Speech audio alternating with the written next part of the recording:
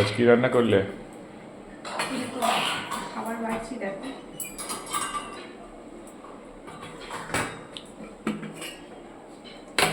Tiffin খাওয়া হয়ে গেছে, এখন দুপুরে খাবারটা গুছিয়ে দিচ্ছি।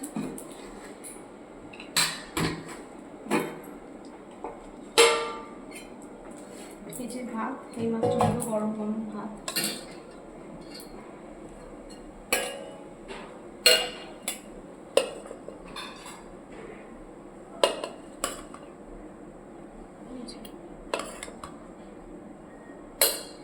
গরম একদম ভাতটা। এই মাত্র হয়েছে। এখন একটু গরম আছে বলে একটু ঝরঝরে, এইভাবে একভাবে অনেকক্ষণ থেকে গেলে দলা বেঁধে যাবে, চাপ বেরিয়ে যাবে।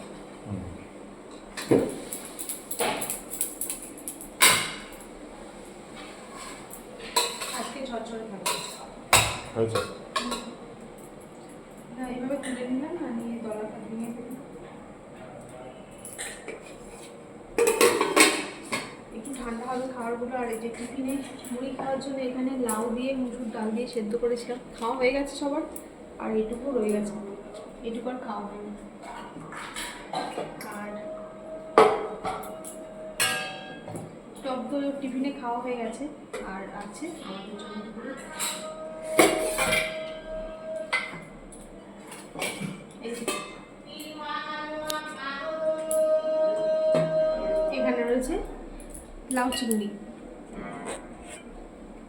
চিংড়ি মাছ দিয়ে লাউ।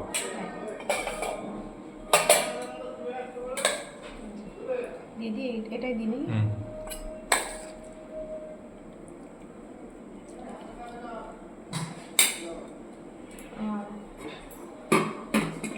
এখানটায় রয়েছে অনেকদিন পর হলো পয়রা মাছ, অনেকদিন পর। টমেটো সর্ষে দিয়ে পয়রা মাছের ঝাল হয়েছে।